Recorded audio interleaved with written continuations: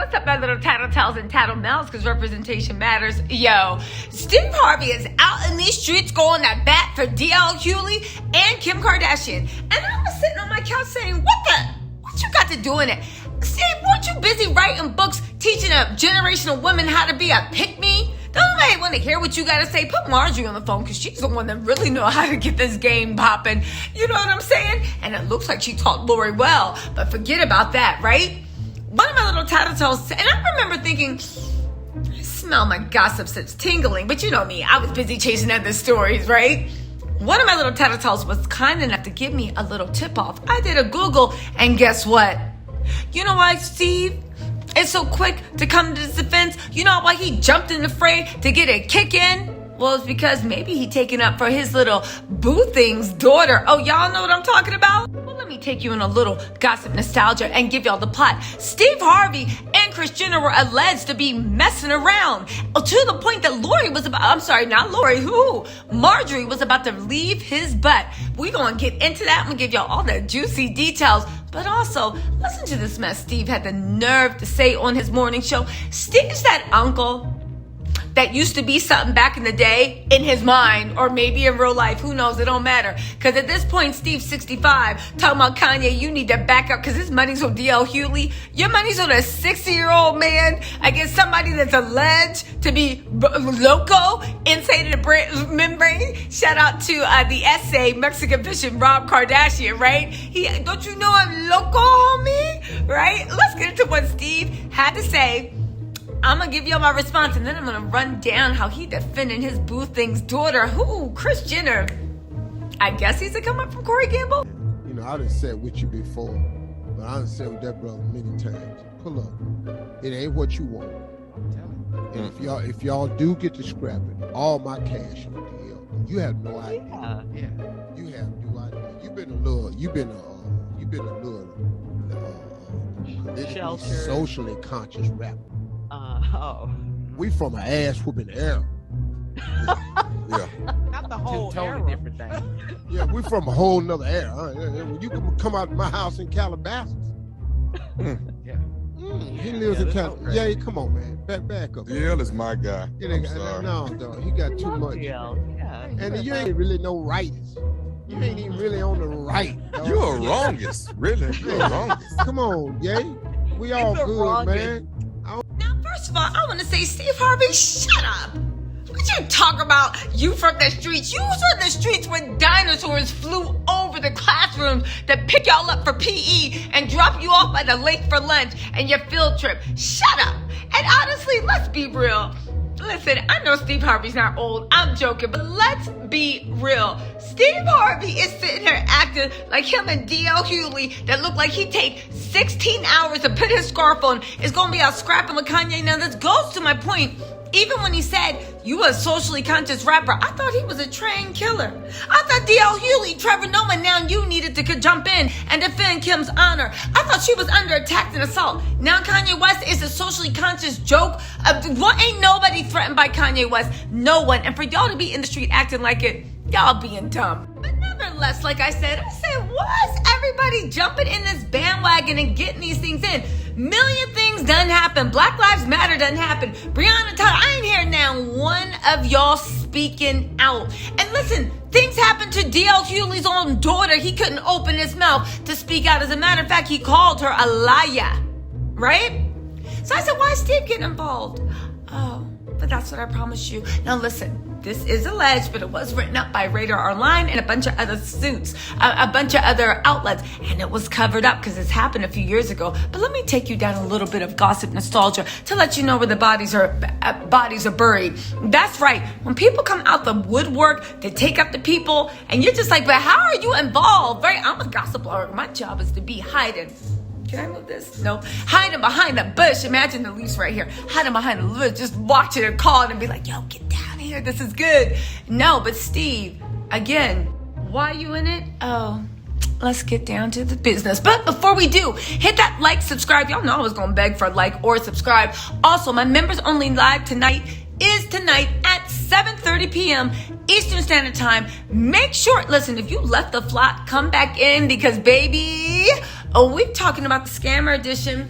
That's right, somebody out here, a Real Housewives of Atlanta husband, well, wannabe Real Housewives of Atlanta husband, they got a penchant for Versace robes, is out here scamming again. But guess what? I got that little hussy's number, and we dragging about the quest for a marriage spinoff. Rain soon don't come. All right, here we go. Steve Harvey caught in a $400 million divorce drama over Kris Jenner.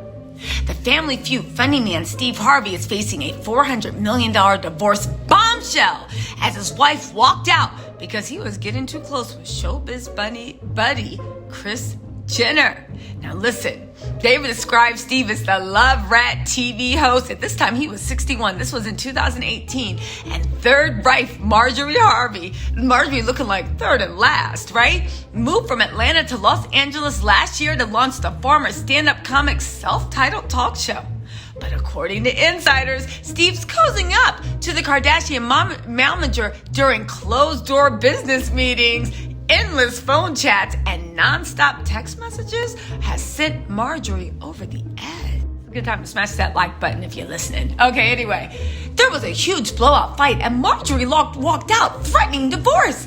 A source told Radar Online, there's no way she's going to put up with Steve hanging around with a man-eater like Kris, especially since he's proven time and time again he can't be trusted.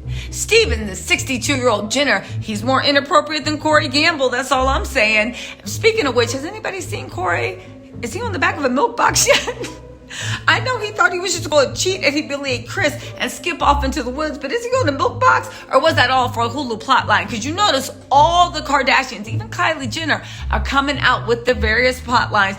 Also, you know what? I'm going to save it as a surprise. Let me get back to the story, right? Now get this. Steve and 62-year-old Jenner, a two-time divorcee, have been buddy for years. Now, it's alleged that Kris Jenner taught her daughters well about how to be friends and kiki and have the best parties, and meanwhile be meeting your friends' mans in the kitchen, dropping them down. Almost every one of the Kardashian girls, actually I think every one of them, got their man from a friend, you know? Anyway, okay, so get this. The report goes on to say that Steve and Kris were pictured together during Fashion Week in 2015. They were also seen out in Hollywood on multiple occasions, and Kris appeared on his talk show to help boost ratings.